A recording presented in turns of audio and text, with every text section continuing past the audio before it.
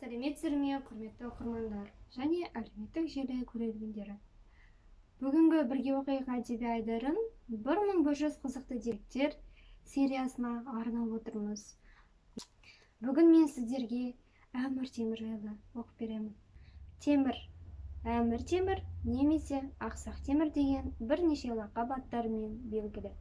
14 ғасырда өмір сүрген Орта Азиялық жаулаушы. Тимуридтер империясының және әулетінің негізін қалаған.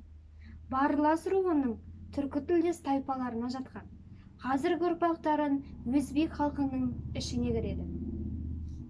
Темір үстемдік өткен жылдары түркі тілдері мемлекеттік және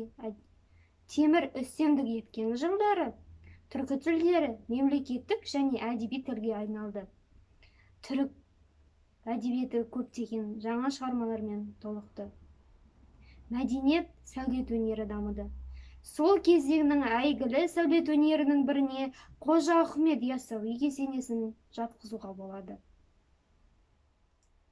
Темір жаулап алған елдерден мықты шеберлерді, сәулетшілерді, зергерлер мен құрылысшыларды алдырып, Самарқанд, Кеш, Шахрисяб, Бұқара, Яссы, Түркістан қалалары сияқты қалаларды салдырды.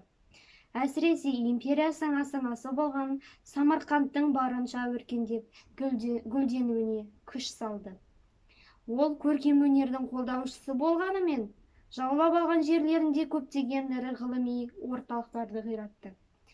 1938 жылы 17 желтоқсанында Делиге басып кіріп, қаланы ойрандап күл-талқан етті. 1404 жылы 27 қарашада 200 мың әскермен Қытайға жорыққа аттанбақ болған Темір 1405 жылдың қаңтарында Отырар қаласына жеткен жерде ауырып, көз жұмды. Оның денесі бальзамдалып, Самарқандтағы Гүл-Әмір кесенесіне жерленді. Мінекей, Гүл-Әмір кесенесіне жерленген болатын.